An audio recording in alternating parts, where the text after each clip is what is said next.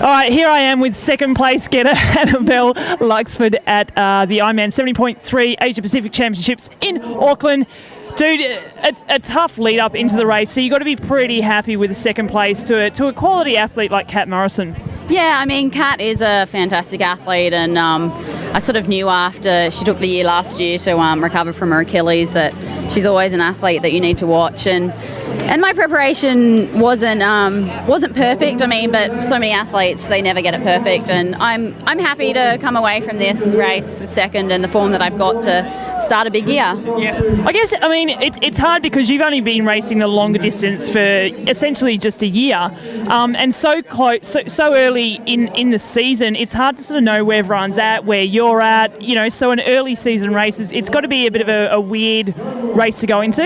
It is. I had sort of really, I don't usually get too nervous, but I was just nervous because, I just didn't know what sort of form I was in or what I was going to bring to the race. So, yeah, it's interesting to walk away and kind of assess and see where you're at. And I'm not disappointed. There are some mistakes that I made that I shouldn't have made, and but plenty of things as well to build on. So from those mistakes, can you give us something that you've learnt from this race? Yeah, I mean, unfortunately, I've made the mistake before, and it's not that professional.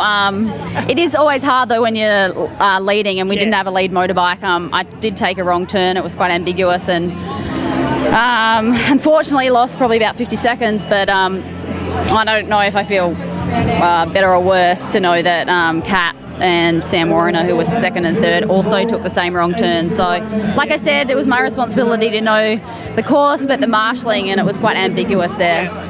Do you think, like, the men get a lead motorbike, the women should really get a lead motorbike as well, right? Yeah, they did say we would have one, and there wasn't a lead motorbike, and I guess I approached and could either go left or right at the cones, and there was no one sort of there directing, so... Right. Makes it a bit tough. Yeah. Now, the other thing as well, you're on a brand new bike, pretty much. You've just signed with Scott. Congratulations. So how does it feel to be in a... Well, you're going to be in a much more aero position than what you have been in the past. And I know in the past you sort of struggled getting used to it coming from the ITU, but you felt reasonably well today? Yeah, I mean, I absolutely love the Scott bike, and I'm really excited to be working with them. They're a fantastic company and a great group of people, and some amazing athletes ride their bikes, so it's great to be part of that. In saying that, it is a very different position than what I've been in, and a position that I needed to make the change to if I do want to be competitive and step up to the longer distance. But you recruit different muscles, and that's just something that I'm getting used to.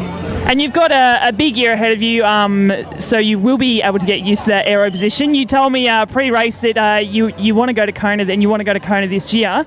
So, plans to get to Kona. What's your first Ironman? What do you got in mind? Not for a couple of months, and I'd like to do one in Australia. So, yeah, I'll probably keep it a little bit quiet right now about which one I'll do. But I mean, yeah, there aren't that many in Australia really, so you can probably figure it out. Well, Busso can't be Busso, so all right. Well, we'll wait and see what you turn up at, what race you turn up at. But question for you: when you're out there racing, say, do you sometimes let your mind wander and start to think about, you know, other races that you're preparing for? Are you solely in this race in headspace? I'd like to say that my mind doesn't wander, but it does. I know you. it does wander.